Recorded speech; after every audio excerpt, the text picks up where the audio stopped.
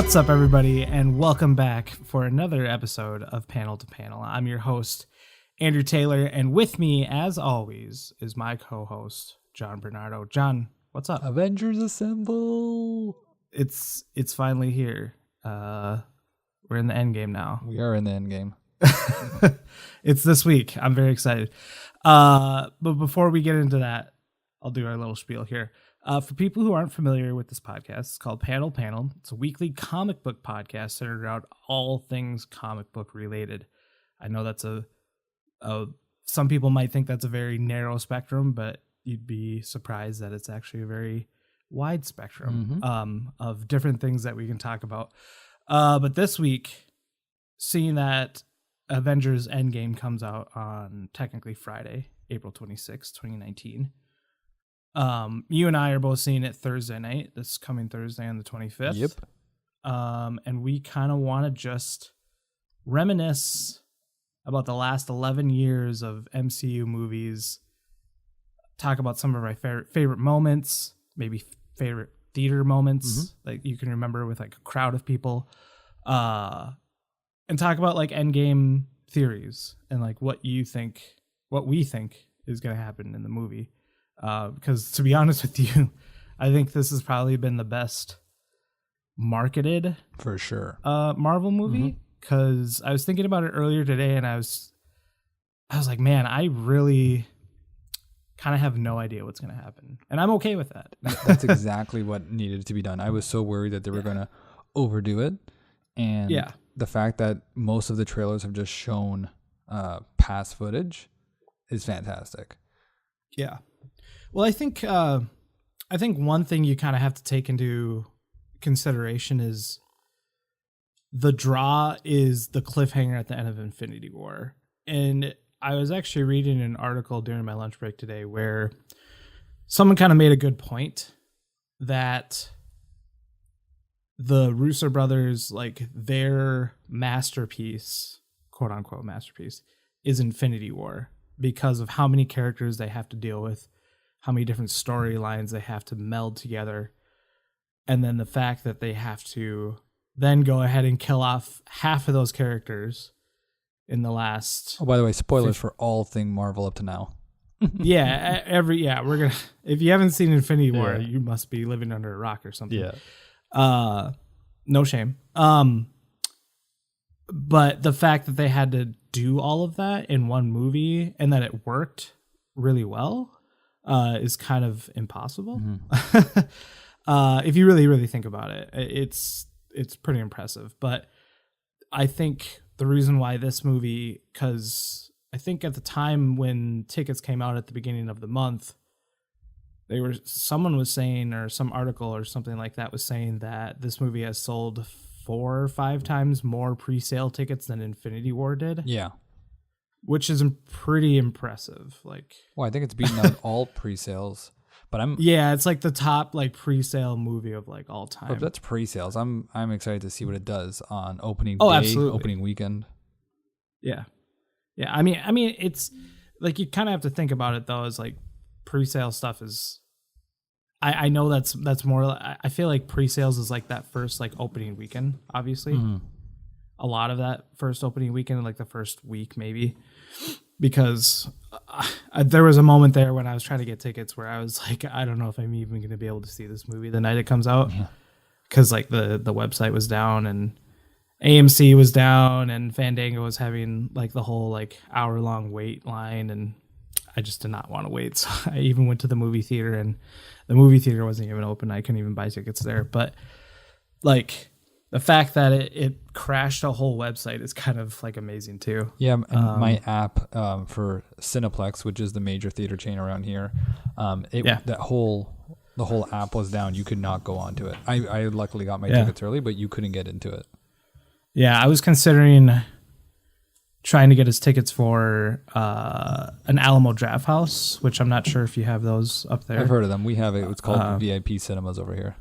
Yeah. So, yeah, it's just like a really high-end theater where you can like order food and stuff like that. And I know that's the tickets for that are expensive, but even their website was down too. So everyone was trying to get their Endgame tickets. but yeah, let's get into it. We're just gonna kind of wing it this week, just because like there's a lot that we could talk about in terms of all the movies that have come out over the last 11 years, but I kind of like to cherry pick here, and I don't think you and I have ever really had a chance to like talk to each other about how we feel about certain movies, or no, I don't think we things have that we do like, things that we don't like. But and I don't want to put you on the spot like this, which you already have, and I know I already have. But what do you think is your favorite MCU movie? And why? Yeah, that's really tough after 22 movies. It's difficult. I'm sorry.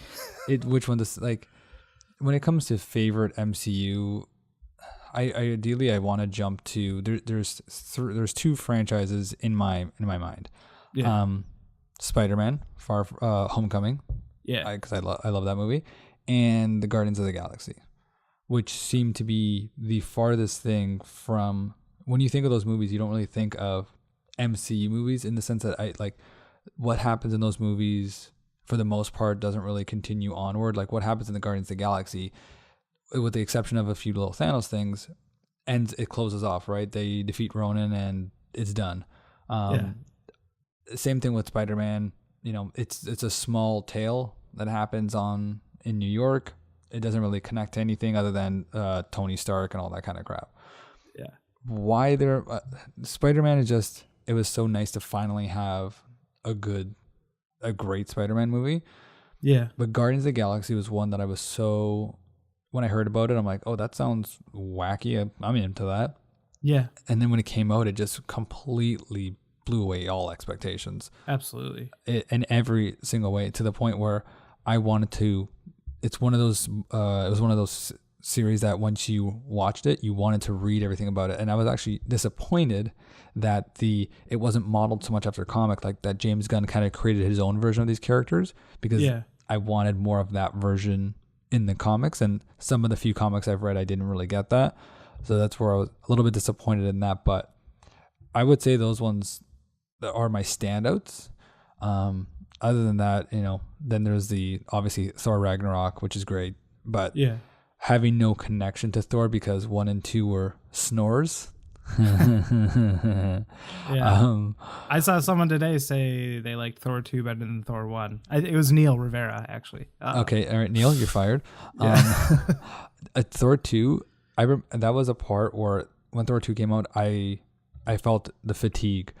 I remember it coming out. I remember watching 10 to 15 minutes of it, and it was also my mood too, but I just turned it off. I just said, nope. No. I saw that movie in theaters. I've seen all these movies in theaters, but like I do particularly remember that movie being like, okay, I'm here. Like that sort of feeling. Like I purchased a ticket to be here. I don't. Oh yeah, you're not gonna walk out. Really care for this movie, and it was whatever. I mean, it's just a filler movie, to be honest. I mean, there's the whole connection with the ether turning out to be one of the Infinity Stones and all of that. But I mean, overall, that movie's. It has a really cool kind of aesthetic, and I know it's very dark, but pretty much that's all that I think about when I watch that movie. Other than that, everything's pretty forgettable. But sorry, I totally kind of just hijacked. No, it's cool. I mean, we're just gonna kind of go with it here. This is a little bit of a off the book episode that we're doing. What I was gonna say was, I actually was watching the Avengers for the first time in I feel like forever today. And it's crazy to see how far it's come, but I'm so glad that it's grown as big as it has, because the original lineup, where you have Captain America, who his costume is just it's very bad. It's very, whack compared to what it is now, and Thor is pretty. They're all very comic booky, which is great. But even now, having Black Widow and Hawkeye, I feel like you look in the trailer for Endgame and you see Natasha like practicing in the gun range. It's like, what are you gonna do with that? Who are you gonna hurt with that? I mean, hey, she's killed aliens with her guns before, and she's incredibly badass. Oh no, she's badass. Hand combat. Let me get something straight though. I love Scarlett Johansson. Like, she's great. Oh my god, I love her. She does a really good job at that character. Oh no, she's great. It's just like, it's weird to see everybody that's like a superhuman or something in some way, and then she's just like pew pew pew pew. Yeah, like that's what I mean by that, right? It just seems so out of place every time I see that. Even at least Hawkeye, you know, as he's somebody else now, as we've seen in the trailers. I know there's his name in the comics or something like that, but I know you can see he's not the same person. He's got like a hood and he's all dark and mysterious, but it's just seeing them compared to everybody else. It just looks odd. So I'm glad that the cast is so much more wider now and so much more varied. Yeah, I actually last night I watched Avengers 1 because I was gonna do kind of a few movies leading up to Endgame, but I kind of put it off just because I've had some things going on over the past couple days. But life. Life. But yeah, last night I watched Avengers 1, and I really enjoy that movie a lot. It brings you back to a time where like you're watching it and you're like, I can't believe we got this. Yeah, that's totally, because I was doing laundry at the time, so I was just kind of like, you know, waiting for the washer and dryer or whatever. But I like made a point to like not be on my phone, just to like watch the movie and like think about like moments and the fact that we're kind of lucky to have this whole thing, this like gamble. It was essentially like a huge gamble, for like sure. in terms of like for Marvel. So the fact that it worked out and that we are where we are now is pretty impressive. One thing I've talked about a little bit with the first Avengers movies is that it actually feels way different and looks way different than pretty much any other Marvel movie. Oh my God, totally. And I think it's just because it might just be because the way it was shot, and like Joss Whedon kind of has a certain look to his films. But like I made this point last time I was on a podcast talking about Marvel movies, and I said like after Avengers 1, like all the Marvel movies almost look exactly the same. Like they have the same like lens, same kind of like color grading, you know, give or take with like Guardians of the Galaxy and like Thor Ragnarok. But like they all look very similar. And I actually, during today at work, I watched Age of Ultron. Did not mess around. Hey, that's a good idea. I should do that. Yeah, I was just like, I had it on my phone and I was just typing away and stuff like that. And I'd like look down, and thankfully it was kind of a slow day at work, which is kind of weird for Monday. But I watched Age of Ultron at work, and I was like, this movie looks a little bit like they started with Iron Man 3 and it led into Winter Soldier and Guardians of the Galaxy. But then I think it was just like, it must be something the way Joss Whedon like shoots his movies, where it just looks different, and it's kind of refreshing. And you know, we don't get that anymore, because at this point, like between now and Age of Ultron, it's been a while. So like there's a lot of movies that just pretty much look exactly the same. But yeah, I mean, I was like, man, this looks great. And I was thinking to myself, I was like, I really don't get why people don't like Age of Ultron. And Blessing Adeoye kind of made a really good point where he was like, I think people don't like it because of how great the first Avengers was. Yeah, exactly. That they were like so focused on, it was like too much of a follow-up, like kind of like your expectations were too high and you assumed that it was going to be better, but it just turned out to be kind of, I don't want to say the same thing, because it's not the same thing, but you know what I mean? Like you were so high off the first one that you just assume that the next one is going to be like this grandiose thing or whatever. But I mean, the stakes in the movie are pretty high. Yeah. And there's definitely the feeling of desperation throughout that whole movie with the characters. Like they just constantly get screwed over. And like it's very creepy. Like James Spader does a really, really good job at voicing Ultron. And just making like a really creepy vibe to his whole character. And, you know, it's just another one of those classic stories where the villain thinks he's doing the right thing. And yeah, it's an enjoyable movie, but I'm not really sure where I was going with that. I don't know why. But like we were just talking about the Avengers movies and kind of what our plan is. I know that you're thinking of watching Civil War, which I think is a good idea leading into Infinity War.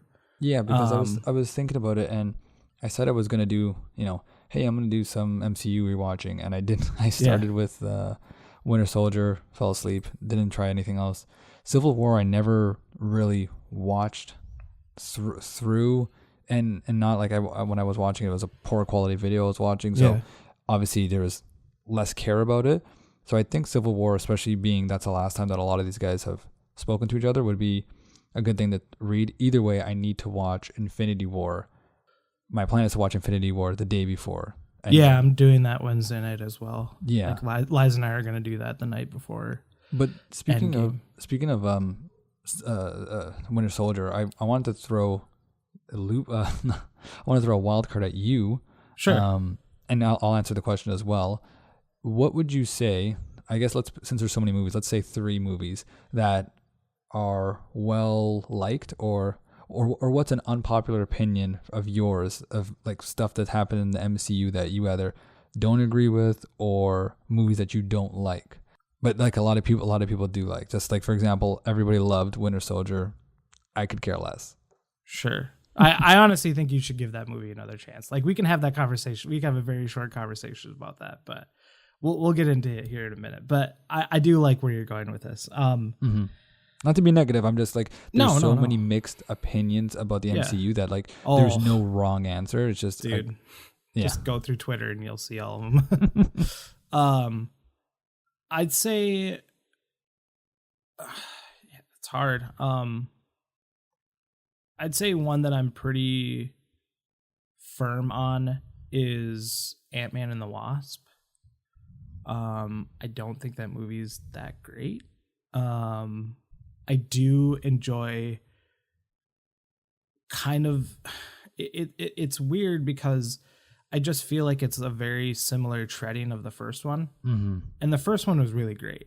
Like, that was one of those movies that and the same thing with Guardians 1, where I went into the movie theater thinking, okay, this is either going to be really stupid or like somehow I really enjoy this movie. And I walked out of Guardians 1 loving that movie. Guardians 1's a whole different level though compared to Ant-Man. That's true. But like, you still kind of had that feeling because Guardians 1 is like the first wacky. Yeah, like kind of like C-list characters. Like no one really knows who they are. Yeah, exactly. Like a talking tree. Okay. But now, yeah, exactly. A talking tree and a talking raccoon. But now, like, they're household names at this point. Oh my God, I know. But like with Ant-Man, it felt like another gamble where like you have a character that can shrink down and talk to ants and like do wacky and zany things like that. But then like when you have someone like Paul Rudd come onto the movie, he nailed it. You're thinking to yourself, okay, like I can kind of get behind this because like, I mean, I'd say Paul Rudd is pretty famous. But with the second movie with Ant-Man and the Wasp, I think my expectations were really high because we had just come off of Infinity War. And so I was assuming that there was going to be some huge lead up into Infinity War from Ant-Man and the Wasp. And I feel like I didn't really get it. I know there's the whole like end credit scene where, spoilers, sorry if you haven't seen Ant-Man and the Wasp, but like Hank Pym and the mom and then Janet, the mom is Janet, sorry. Hank, Janet, and then Hope all get snapped, like dusted.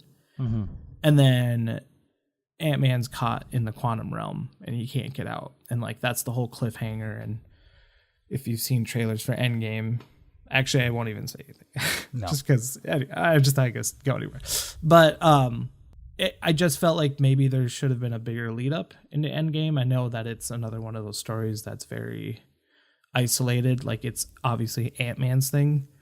But it felt too similar. But like with like Guardians 2, I felt like they did some things that were different.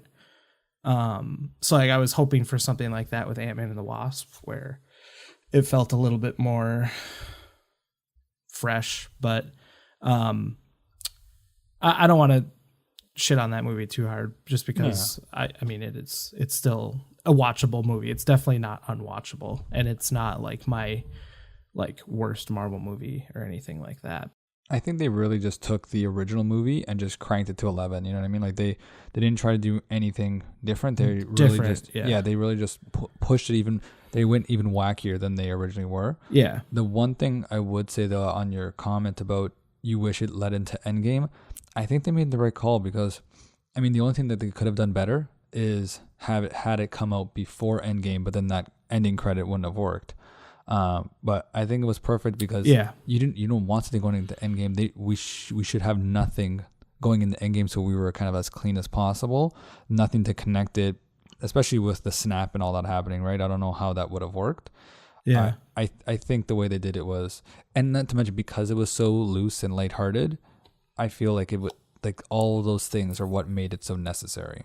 Mm-hmm. In my personal opinion. No, I see where you're coming from for sure. Like, you definitely don't want to give people overload on that sort of thing. Mm-hmm. Like I said before, I think it was just because I was on the high of Infinity War. Of course, yeah. And then, like, we just got, like, another Ant-Man story, which is the same thing that happened with Age of Ultron. But I'd say another unpopular opinion that I have about MCU movies would probably be the one that I tweeted at today, where I said that Age of Ultron is a good movie. And I stand by that, like, wholeheartedly. I know I kind of already talked about it a little bit, but there's a lot of great character moments in that movie where there's conversations being had between characters where they realize that this is obviously a very goofy thing that's happening, but like it's serious and we have to take care of it. Like one of my favorite MCU moments, and this kind of can lead into this too. One of my favorite MCU moments is Hawkeye and Scarlet Witch, Wanda. They like get thrown into this house and they're like fighting robots and stuff like that. Just goofy, like, you know, whatever. Yeah, you know, it's a Sunday. Yeah, it's just a very, you know, lax day going on. But another day at the office. Yeah. And she's like kind of freaking out because she realizes that a lot of this is her fault, because if you've seen the movie, she mind controls Tony Stark to grab the scepter. He uses the scepter to make Ultron, and then that just kind of fucks everything up. And so she's like, I can't believe, like, I didn't want this to happen, blah, blah, blah. You know, I'm not going to try to quote all of her lines. No, do it, Dan. Yeah. Give me an Oscar winning performance. And Hawkeye is like, hey, like, are you okay? The city's flying. We're fighting robots. I have a bow and arrow. None of this makes sense, but like, we're going to die if we just sit in here. And so he's like, if you go out there, you're an Avenger. And it's obviously worded a little bit differently in the movie, but the way he kind of says it in the movie is very cool and inspiring, because he's like, I know that I'm a guy with a bow and arrow, and that's really fucking stupid, but like, it's my job to like save people, and like, that's who I am. That's what I'm gonna do. And he like kicks down the door and shoots a bunch of robots in the face with arrows. It's like, yeah, that's a comic book movie, but it's a very cool like comic book movie moment. And then moments later, she comes out and she kicks ass. But yeah, like, I like little moments like that. I like character interactions more so than the action itself. I'd say another, like, one of my very favorite like MCU moments is in Infinity War. Oh God, the movie is a moment. Oh yeah, the movie is an event, really. Yeah. But like, the moment where I was like, man, this is straight from the comic book, or from a comic book, is the last battle. They're fighting all the aliens or whatever, and Winter Soldier picks up Rocket Raccoon. Oh my God! And he spins around in a circle, and the Rocket Raccoon's like, "Come on, space dogs," or whatever. He's just like killing a bunch of aliens, and like Winter Soldier's like shooting a machine gun. And I'm thinking to myself, this is like the most comic book thing I could be watching right now, and it's amazing. You got a talking raccoon and a crazed like World War II veteran or whatever. I don't know, however you want to classify Winter Soldier. But yeah, it's just like goofy stuff like that, you know. And what's the thing he says to him? He says something like, "Oh, I'm gonna get that arm." Yeah. Yeah. And that's a great, like right there, you wouldn't know if you hadn't watched all the other movies that Rocket Raccoon likes to collect people's body parts. Yeah. So like just shit like that. You know what I mean? How about you? Like, what would you say is your most unpopular opinion? Like, whatever. Yeah. Well, we kind of touched on it earlier. Everybody loves, Winter Soldier, and just the whole Captain America series just doesn't do it for me. And I'm sorry, I can't give like an actual reason, but the first one was just a write-off, which I watched entirely. I owned it on Blu-ray at one point. The second one, I don't know if I think it's the same problem that I had with Thor 2. I think it was just a time where I was just tired of the superheroes, and it just, man, that happened really quick for you. I don't know what it was, but like I was watching everything, you know what I mean? I was watching every single Marvel show, every single DC show, everything that was out there. So I was in superhero, like it was surrounded by it. Yeah. Another one I would say is, and I don't think this one is as unpopular, and I understand the impact it had on culture, but Black Panther wasn't as good as people hyped it up to be. Okay. I think it was a good movie. I think it was more important to the culture of people that it represented. But for obviously not being in that group of people, it didn't obviously impact me the way it did with some people.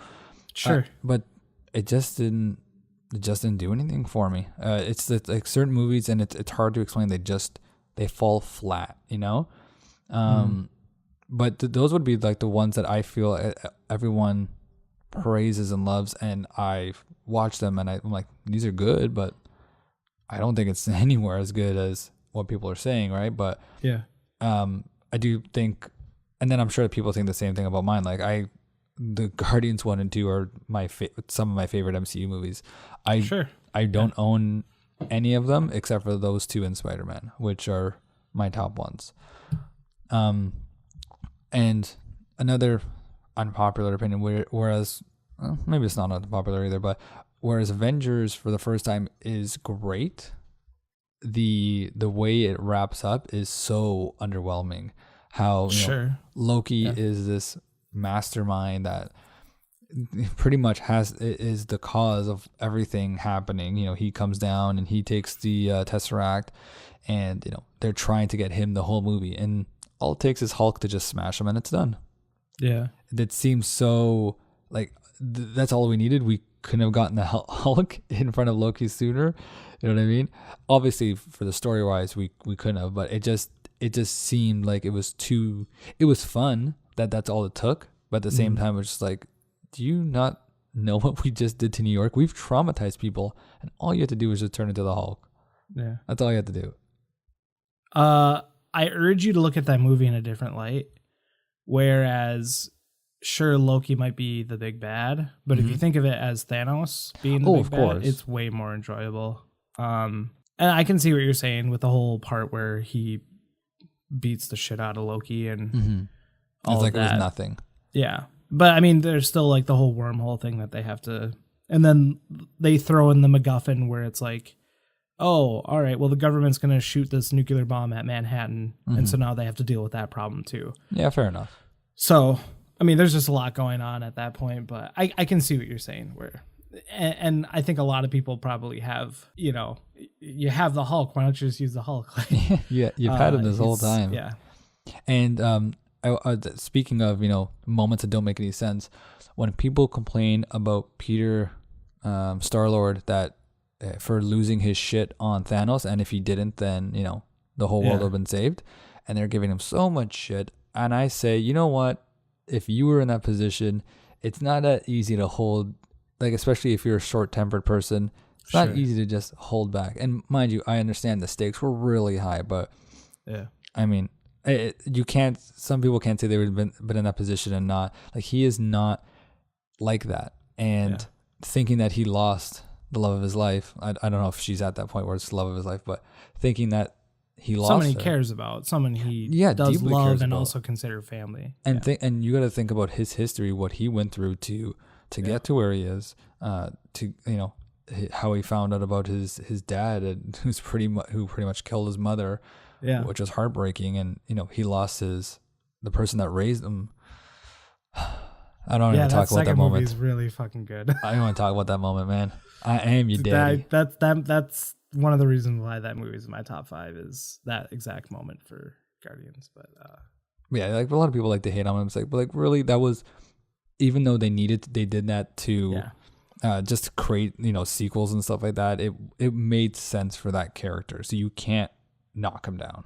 Yeah, I see what you're saying. Well, here's another thing you have to think about. At that point in the movie, when they are trying to wrangle up Thanos, Doctor Strange has already seen the results of how things are playing out. That's so he true. knows that's going to happen. But you have to, like, if that's the only way that they're going to win, and if Peter losing his shit is part of that, it doesn't even matter at that point, because it has to happen. Yeah, I know. I tend to think about those little things a lot. But yeah, no, those are all really, really good points, I'd say, in terms of like those little things that kind of bother you. Liza does the same thing where like, why did he punch Thanos in the face? Like, they had the gauntlet, like they were right there. What an idiot, But it's like, you have to put yourself in that sort of situation. And I know 100%. That's really hard to put yourself in that situation, because you're never going to meet like this mad Titan alien thing or whatever. But you have to think of it like, what if I was put in a situation where someone who I loved and cared about was either dead or dying, and like, am I gonna lose my shit about it, over it? You're probably gonna lose your shit. Most likely, yeah. Yeah. So, movies and all that stuff. Yeah. But let's talk about favorite like theater moment. Do you have a favorite theater moment that you feel like you could talk about with like MCU movies? I already know which one mine is. I have 2. Okay. The first one's going to be the easy answer, which was at the end of Avengers 1 when you see Thanos for the first time. Yeah. Not knowing, I knew who Thanos was, but me, I'm like, I'm not deep into the comics. I just know, I'm like, oh, that's a big bad guy. So the fact that they were doing that, I'm like, oh, they're teasing something big. Who knew that it was going to take all these movies to get there? But the fact that they were kind of putting that in, that was a crazy, crazy idea to do that. Yeah.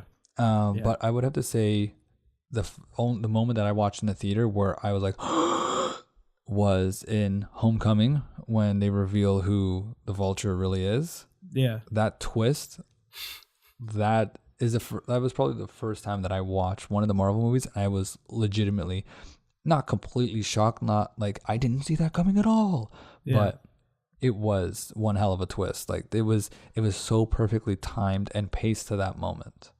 It was, because it's funny that you say that, because that's one of my favorite moments too. You gotta find a new one now. Yeah. Well, sorry. I enjoy that moment so much because of like what you said. It's very well timed and well paced. Like, it's earned. If there was any more lingering on any inclination that he was her father, you would have figured that out like pretty quickly, like at the beginning of the movie, more than likely. But the fact that they paced it out really well throughout the movie, where like they mention at the very beginning, like in the opening credits or whatever, oh yeah, like my kid is she like draws this picture of like the Avengers or whatever, and he like has it on him while he's at work, and they never really go back to that. Like, he has a kid, like he has a family, but like who's just planted it ever so slightly. Yeah, it's very like slight nod, and like you don't really think about it, because I think that's honestly the only time they really talk about it before that twist. And in my theater, it was like an audible gasp, like you just didn't see it coming, and that's great. Like I feel like I don't really get that much, in movies anymore, especially with like a comic book movie where like you don't That's what I'm see saying. like that sort of twist coming. Yeah, It's really usually well predictable, played. you know? Yeah, most of those twists are pretty predictable, but definitely not with that one. I'd say another one of my favorite theater moments. Well, I was in the same boat as you in terms of like Thanos, where like I knew who he was, but like I didn't know who he was. But like at that point in my mind, I was thinking, this is like the next level of when Nick Fury shows up at like Iron Man's house at the end of the first movie, where like you know that like he tells Tony like you're part of something bigger, and then in the back of your mind you're like, are they really gonna do like all these other movies with like all these other characters? And then they do it, and then you have Avengers 1, and then at the end of that movie they're like, this is the big bad, like this is what we're gonna be working towards. So And you thought it would have been right away, but it's like, oh, he must be the big bad in the next movie. No. yeah, Well, right, he must be in the big bad in the next movie. No. yeah, Next one? No. Yeah. We're going to keep going. exactly. And I'm glad that Guardians included him in the movie to kind of give you a little bit of a taste of like how ruthless he is, and like what you have to look forward to like down the road. And I know that there's like a long gap there between Guardians 1, which is in 2014, and then Infinity War, which is 2018. So there's like 4 years where you're not getting like any Thanos, except he was at the end of Age of Ultron. And it's insane how much his look changed from the original end credit to Yeah. what it looks like now. Yeah. No, it's definitely different. Like I when I was watching that last night, when he gets up from his chair and he like puts his hand on like whatever his chair, it's just like a regular human hand. Yeah. It doesn't even look like a alien hand or anything. Like, you know, like how he has massive hands like in Infinity War. Like it looks nothing like that at the end of that end credit scene. But yeah, I know what you're saying. And then my favorite like Marvel moment or Marvel MCU theater moment is probably when Thor, Rocket, and Groot show up in Infinity War. God. Like Yes. everyone in my theater screamed, and like I screamed, and I know that's so like I just felt like a kid at that moment. Like like I'm seeing characters that shouldn't even be together show up in the middle of a battle and just kick a bunch of ass. Like it's a very cool moment. How bummed were you though that they weren't playing the song Immigrant from song? Ragnarok? Yeah. Yeah, that would have been awesome. That would have been awesome, but I think like Too on the obviously nose. the right moment or the right move was to use the Avengers theme. Yeah, it would have been too on But the it would have nose. been a cool nod to Ragnarok. Oh my God, it would have been so perfect. Yeah. Everyone was expecting it, so that's probably why they didn't do it. Yeah. How about this? So, is there anything in the MCU? Is there any moments or movies that you think could have done better, or would have like benefited more from something? I don't know. I mean, there's a lot of them that I think would benefit from more. I think the first two the Thor trilogy, if you will, is very unfocused, and like you can tell there's no creative direction for that series. I don't feel like that with Iron Man. I know everyone has their beef with Iron Man, but I feel like it has an arc. I feel like it makes sense 1, 2, and 3. And I know you're a big advocate for the hateful Iron Man movies, so I'm sure you appreciate that opinion. But it's just it's hard to say what I would do better, because it's only because in hindsight now, I would kind of go the other way around, and I wish that Agents of S.H.I.E.L.D., I'm going to throw you for a little loop here, I wish that was better implemented, because they started off saying it was going to be, and they did a good job where around when the movies came, when Winter Soldier came out, they flipped it and they took the whole Hydra thing. They put it in the show. Like it happened in the show the same time it happened in the movie. Yeah, and that was cool and annoying at the same time, because I wasn't able to see it for like I told you, I didn't see Winter Soldier for a while, and so I had to stop watching the show until I actually watched the movie, and then they kind of went off on their own thing, and it's like it doesn't even matter anymore. So I think that, I mean, it's not really the MCU movie type thing, but it is still, it was apparently in the universe, so that seemed like a big missed opportunity. I'm not even going to get into the whole Marvel shows because they just sucks. Like it sucks that those weren't even. I have my own opinions on that too. I honestly thought that when they started talking about Infinity War, that they were going to pull people from the Marvel Netflix shows. There'd be some sort of scene where, like, you see them in New York City, like, doing something. I don't know. I don't think it would have worked based on what we got. Yeah, it wouldn't have worked like Daredevil and Luke Cage and Jessica Jones and Iron Fist like showing up in Wakanda. Like, I don't think that would have worked. But no. I know what you're saying. I think that's what a lot of us felt was hyped. So that would have been cool, but like a very cool nod. Yeah, I get that it didn't work. And the other moment which again, I'm going to rewatch the movie in full 1080p and not some crappy little bootleg. I love it that you did that. In Civil War, like the airport fight scene, which had cool moments. Seeing like 5 or 6 people run at each other didn't seem that epic, especially when, Civil War, it sounds like it should be something so much bigger, but it's just like a bunch of little people just running at each other.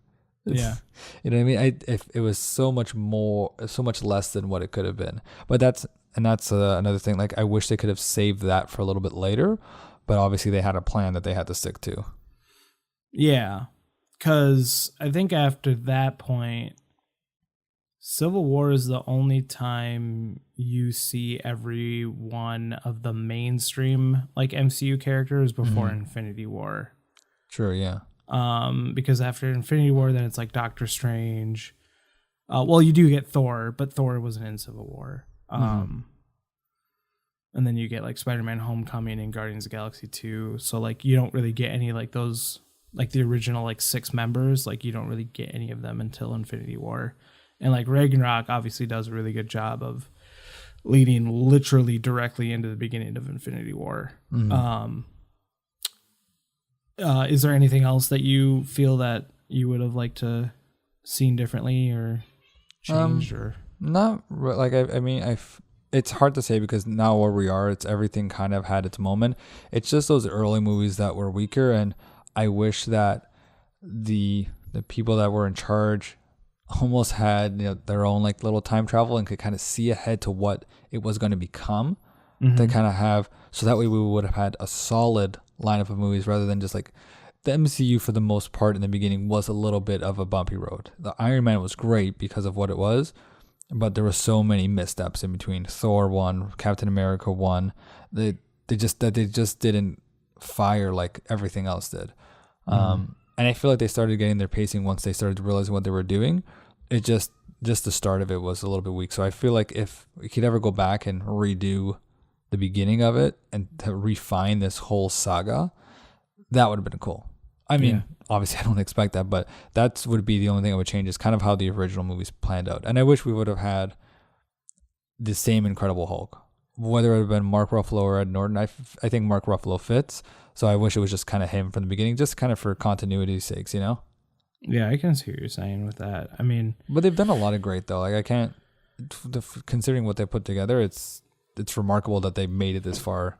Yeah, I agree with you. What about you?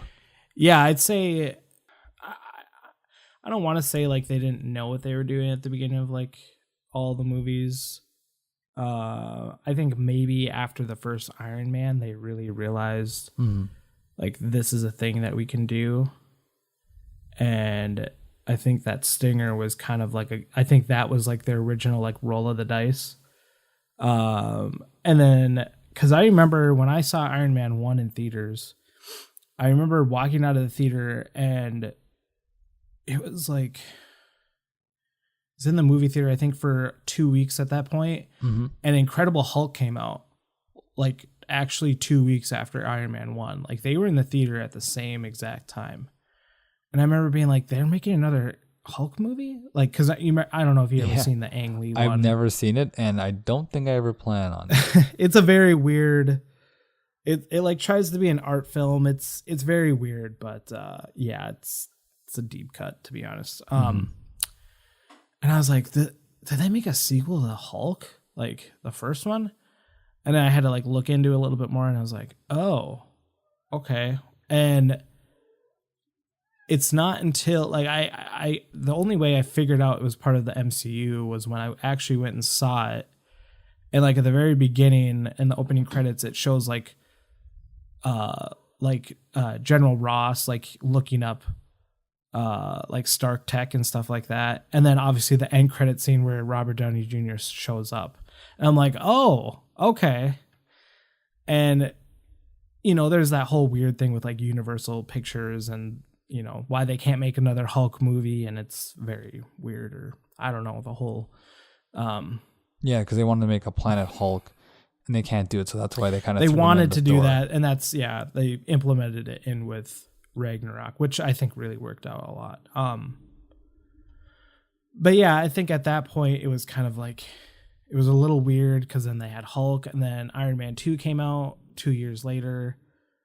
And then you're like, okay, that was definitely build up for like Black Widow to be included. And then like, you know, that he had his buddy like War Machine was in the movie, and it was like just kind of more build up to the universe.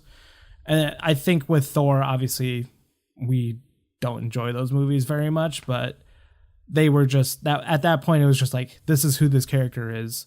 They're a part of this. Captain America, this is who this character is. They're a part of this too. And like you have the whole inclusion of like the Tesseract, which is obviously a big part of the first Avengers movie. So of course. But yeah, I think the first 5 movies was just honestly just them trying to get their footing, and we should be grateful that it ever got off the ground. Yeah, of course. Because we watch movies like the DCEU, and it's like like now they're finally getting on track with all that stuff. Mm-hmm. Yeah, they're realizing they should be standalone. Yeah, absolutely. So, and it's working out. I think it's working. For sure. I'd say another thing that I would change, and this is just thinking kind of like on the fly, is the end of Civil War should be very different. And I talked about this yesterday on another podcast that I was on with Aaron Muller. He does like a top 10 like best like top 10 list with like people, and we did top 10 MCU movies for both of us. Mm-hmm. And I talked about this where I said Civil War plays around with this really cool idea of them realizing that their actions have consequences. Right. Where they never realized it before. But now that someone is literally throwing this in front of them and being like, you cause damage, like you cause heartbreak, and Tony Stark is realizing like, oh, you know, this is I did this. This is my fault. Like I need to take responsibility for it. Mm-hmm. It plays around with that really cool idea of that. And then it does turn into a very personal story between Captain America, Bucky, and Tony Stark. For sure. And I know some people have issues with that because it kind of just abandons that whole idea of consequences. But it is a very personal consequence where now Steve Rogers has the consequence of, I didn't tell someone who I care about, which is Tony Stark, that my best friend, who's Bucky, killed his parents. Like, yeah. And I have to face the consequence for that. And if you give that movie another shot, if you watch it the way I watch it, like that end battle is like really well acted. I'm not talking about the action. I'm just talking about the dialogue. Mm-hmm. It's very well acted. All right. And I wish they would have played more with the idea of like the heroes having consequences. Like I know what you're saying about the whole airport scene. I think there's fun moments there. I think it's cool. It's definitely like all these people are kind of fighting each other, and they are definitely not trying to hurt each other, but they're trying to stop each other, and it's difficult. And then like it turns out, oh, whoops, like one of us got really, really hurt. Like, what did you expect was going to happen? That sort of thing. Yeah. that doesn't like make or break the movie for me. The thing that I would have loved to have seen happen is this is how I would have liked the last shot of the movie to be. Is instead of Captain America strolling up and letting everyone out of the jail cells, Mm-hmm. I would have loved them to just be in jail. Because the consequence or the sacrifice that Tony made, which is to side with the government and to kind of, I don't want to say betray his friends, but to pick the side of, okay, we have to take responsibility for what, like the things that we've done. To see that play out in Infinity War, where say he comes back to the jail in Infinity War and he's like, I'm busting you guys out. Right. Because I know what I was standing behind before, but like this is bigger than anything that we've ever dealt with before, and I need you. And I think that would have been really, really cool to see all of them break out of the jail. Not break out, but like Tony Stark like letting them out of the jail and like going against the government at that point and being like, this is something that we have to handle. I don't think they can handle it. Like we are the Avengers, like that sort of thing. And I think that would have been really, really cool. Instead, if you've seen the end of Civil War, which if you're listening to this, I'm assuming you have, Captain America breaks them out and, they go on the run or whatever. But yeah, that's just kind of like what I think. Just because, like I said before, like Civil War is the last time you see all the mainstream like Avengers until Infinity War. Yeah, it was basically an Avengers movie. I look at it as an Avengers movie. Right. Like I look at it as Avengers 2.0 because it's the fallout of Age of Ultron, and it bleeds into Civil War. So who? We'll wrap this up here quick, but who's your favorite character in the MCU? Can you think of one? Is there a favorite arc that they have? I really love, and I'm kind of just to make it easier for me, I'm gonna stick with what I've been going with this whole time, and I'm gonna stick with I'm gonna go with Star-Lord. Yeah. Mainly because of I would say I always seem to connect with the whole dad issues. So like I that's something that I can really relate to. It's because it's something that's happened to me. So it's really like everything that he's gone through, and then he finally gets his dad back, and his dad's a freaking lunatic. I wouldn't say that's not my story, but I just really connect with that kind of emotional scar, and I feel like that's always something that's buried deep down, and to kind of have something unlock that is rough. Yeah. So I would say that, and again, sticking with my usual theme, I'm going to also say Spider-Man, because it's nice to finally have a young Spider-Man, and he's so green about everything. You know what I mean? Like, yeah, like when they're in Infinity War, and he's always dropping movie quotes and all that. Like he's just so fun to watch. Yeah. So that's why I enjoy it the most, is when people are like that. But everybody has their place. I talk shit on Scarlet Witch, but not Scarlet Witch, Black Widow, but goddamn, I love Scarlett Johansson. So I don't care who she is. But I feel like everybody. The only person I don't click with at all is Winter Soldier, because I guess I think it comes back to my whole Captain America thing. I forgot who Bucky was in the first movie, and then when I saw him in this one, I was like, okay, is that supposed to mean something? But other than that, it's definitely a comic book thing for sure. Yeah, exactly. But other than that, I feel like throughout the whole MCU, like every person is so well cast. Like I can't imagine them using anybody else for any of these other roles. Yeah, I feel like they've nailed it.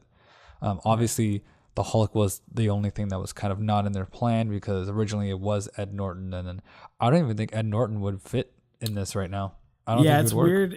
I've thought about that too for a while, where I was like, man, how would it have been weird for him to be in Avengers? Like, how would have played off of all the other actors? Yeah, I don't think he would have worked.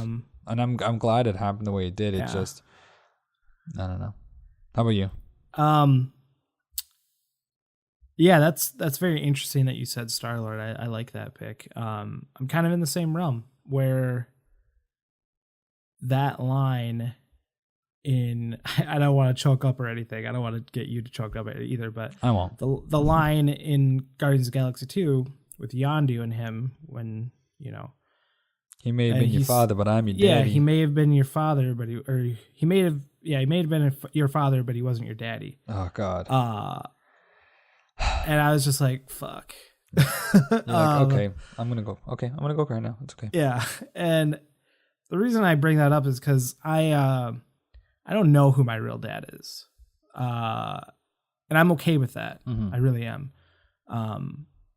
I know. I mean, I love my adopted father. My adopted father treats me, you know, I am his son. Like he is my dad. That sort of thing. But I think I connected on that so well because it's all about the people who love you and not so much about, you know, the ones that left you. Right. And I know that's super cheesy. No, man, it's not. But it's like, it's totally the truth. Like it you know, it is what it is. And maybe someday I'll figure out that for myself. You know, that was something for Peter that he really wanted to figure out, like who's his real dad. And then he finds out that his dad's the reason why his mom was killed, you know, like it's completely gut wrenching. And I think that whole scene where he realizes that the person that I don't want to say looked up to for so long, but the person that he wanted to know so much about turns out to be this awful entity. He's basically an entity. Yeah. And he's the reason why his mom's gone. You know, he loved his mom so much too. And it's just like it's the feels at that moment. And like the whole music that's Fleetwood Mac is playing at that time. And he just beats the crap out of his dad. Oh my God, the soundtrack. Like, yeah. Yeah. It's that's a really good MCU moment. Thank God James Gunn is coming back for Volume 3. Oh my God. Thank God. Thank God. I was at work when that happened. I was like, I literally just sat there. I was like, oh, I did not have any faith in the third one. No, I think they would have, if he didn't come back, they would have just been like, screw it, scrap it. Yeah. Because no one would have taken the reins. Yeah, I don't think anyone wanted to touch that movie, to be honest. Mm-hmm. I'd say another character that I don't want to say relate to, but I do. It's so hard to put into words, but that I look up to is Captain America. Mm-hmm. I was bullied when I was in school. I'm a big guy. If you don't know me, I'm a thick boy, and I'm okay with it. But like the whole part in the first movie when he's being bullied by people who are bigger than him, and it just doesn't matter to him because he's good for the sake of being good. And I think that's so important because, you know, a lot of people will say, you know, like, take revenge, like, you know, those people treated you wrong, like they deserve something to happen to them. Mm-hmm. And that's not how it goes for him. You know, that's not his way of thinking. And he just says in the movie, I remember him saying, like, I just don't like bullies, you know, like I don't want to kill anyone, but like, I don't like bullies. Right. So it's just a really cool line in the first Captain America movie, and seeing him become like a fish out of water and seeing him like adapt to a modern world in Winter Soldier is really, really fun. I wouldn't say it's comical, but it's more so like really interesting. There's funny moments in Winter Soldier, but there's not a lot of them. But it's cool to see him up against the wall with Black Widow, and they figure out that the agency that they worked for turns out to be a bunch of Nazis, like, and you know, they got to take him out. It's a cool idea for a movie. Oh, for sure.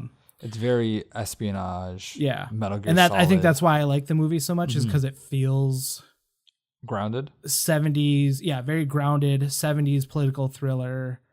The action is great, obviously, but I think the whole... Oh, the elevator scene. Yeah, the elevator scene. Does anyone want to get up before we get started? Yeah.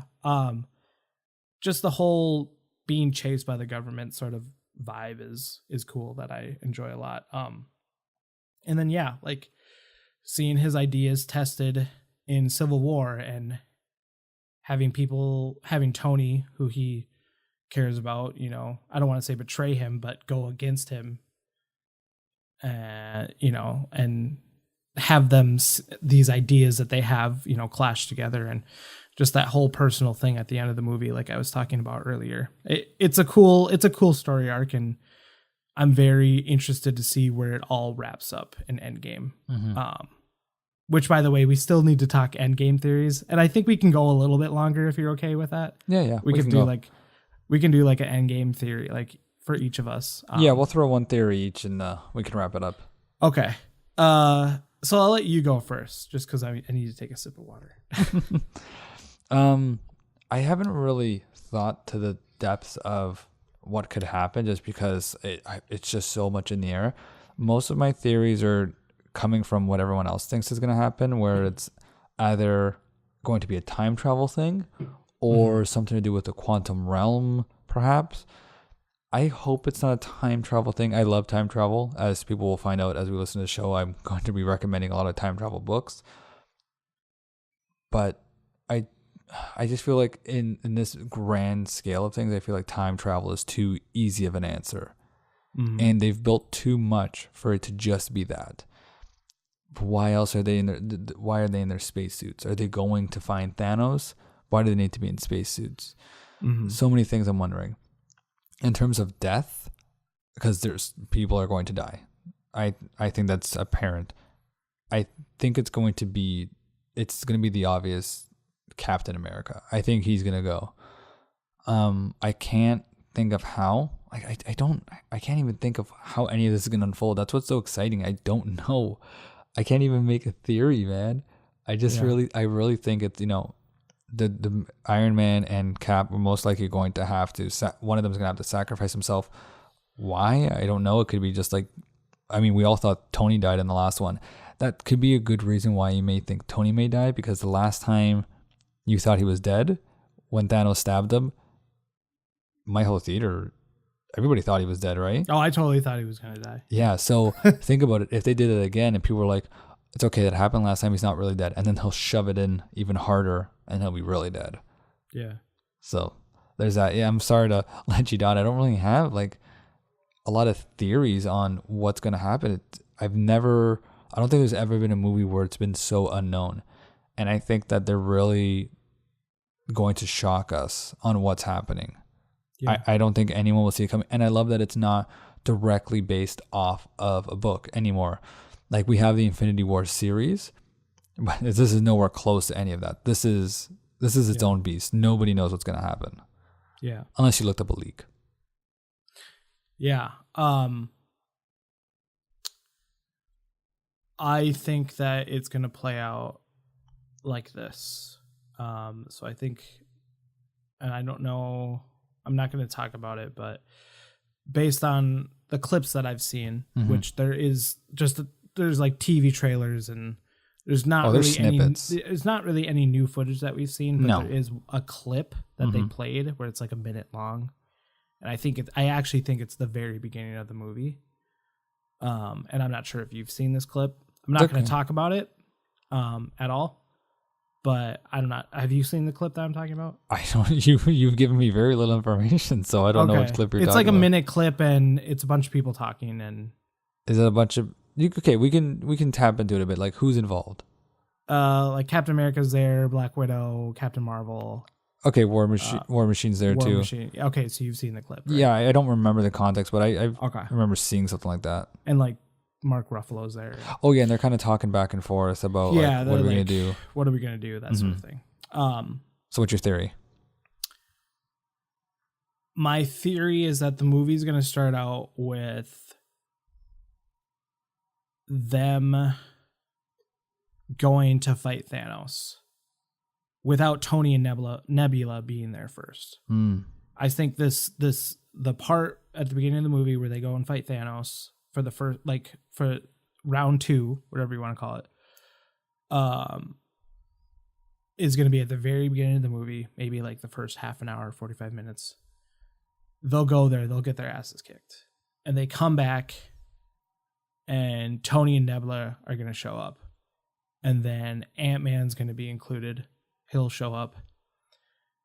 And I think like there's going to be a massive, I don't want to say massive, but like a lengthy time jump where it's them talking about moving on. Like we tried it again. We tried fighting him again. Mm-hmm. We failed. Like there's nothing that we can do. Like he's just more powerful than us. Maybe someone will die at the beginning of the movie. I don't know. Just like Loki. Yeah. I don't know. Maybe. But I think they'll go back to Earth, and I think that's when you see like Captain America's like at one of the AA groups or what. I know it's not alcohol anonymous or anything. Avengers but, like, Anonymous. You know what I mean? Like the guilt or the grief groups or whatever. Mm-hmm. I think that'll be after they fight Thanos for the second time. And then that's when Ant-Man will show up, and he'll be like, I'm going to go up Thanos' ass. Yeah, I'm going to go up his ass. I'm going to expand. And problem solved. That's going to hurt. But I think that's when I do believe time travel is going to be involved in this movie, whether you like it or not. I know that time travel is a weird, wacky thing. But I mean, like as long as it's not like we went back in time right before it happened, and then this time Star-Lord didn't punch him in the face, and we just took it off, and it's fine. You know what I mean? Because I think it's going to be way different than that. That's what I mean. Like as long as it's not like an easy answer.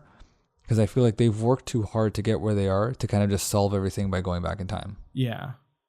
Well, they're definitely, I think they're going to be time jumping, going to different That's fine. Just, yeah. I don't want it to be like, let's rewind back to the time before everybody wiped clean. You know what I mean? Yeah.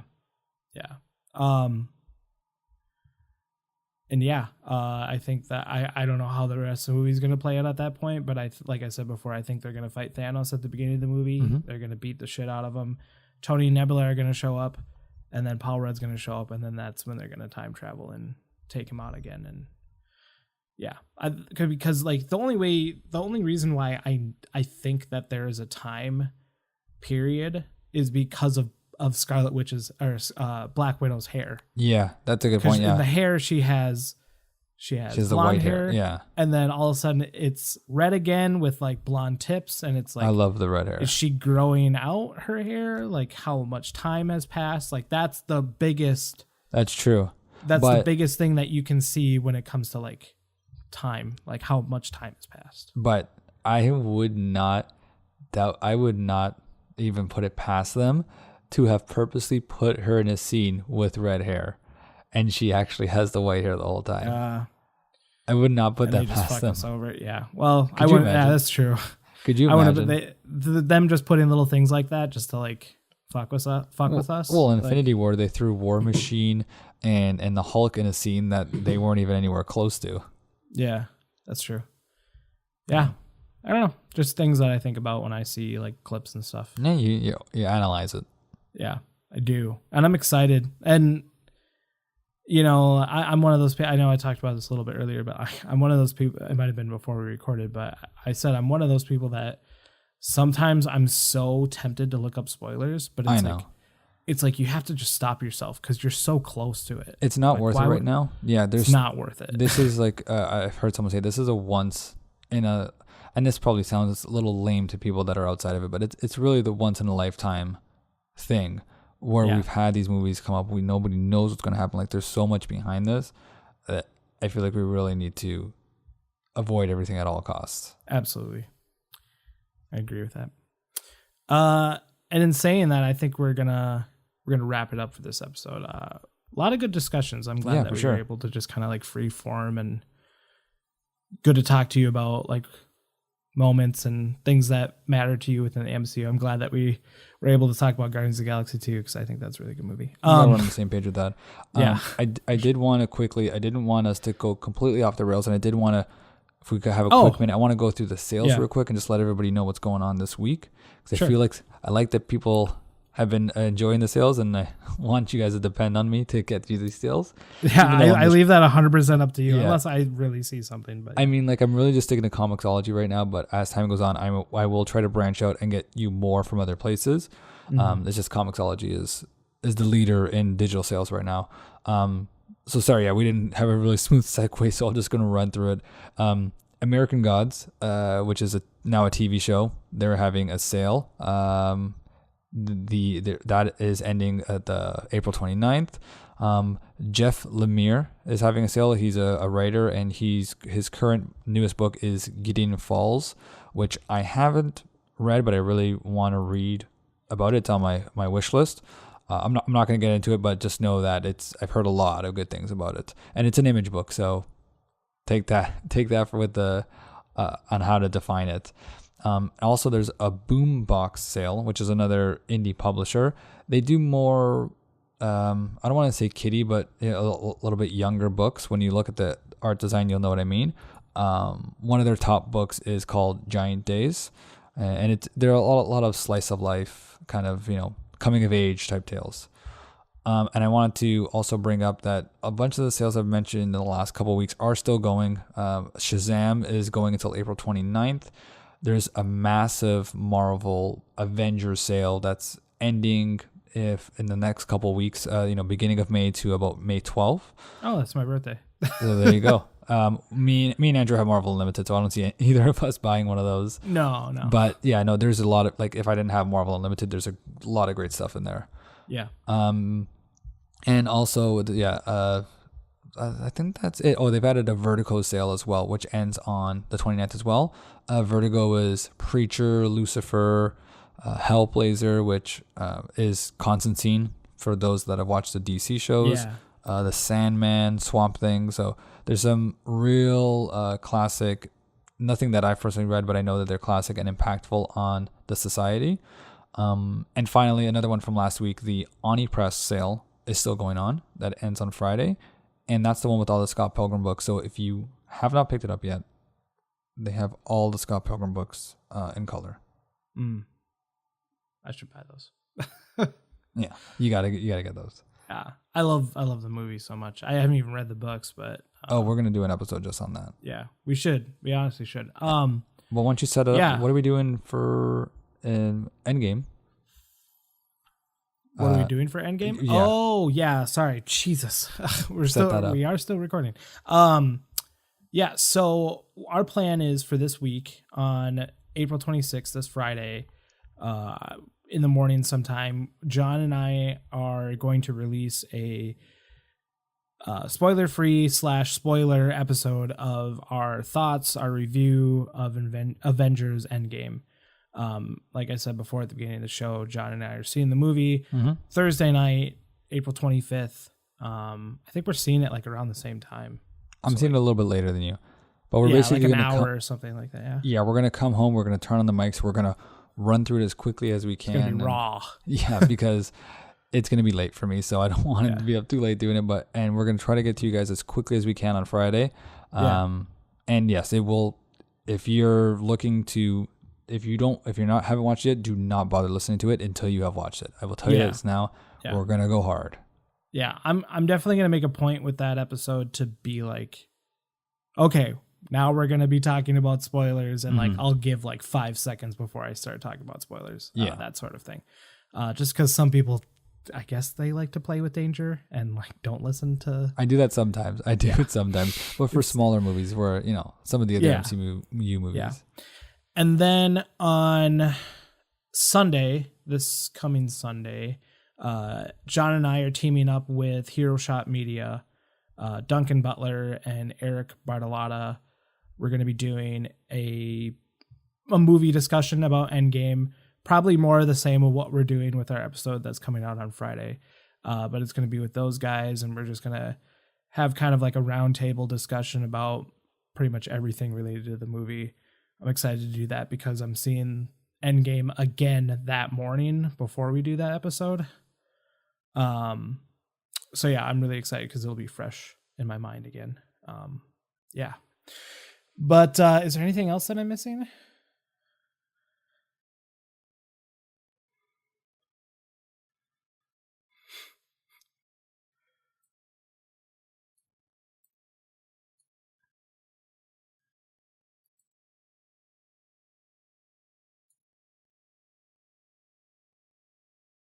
Absolutely. Yeah. I like how we started the podcast. We were like, yeah, we're not going to talk about a lot of superheroes, but like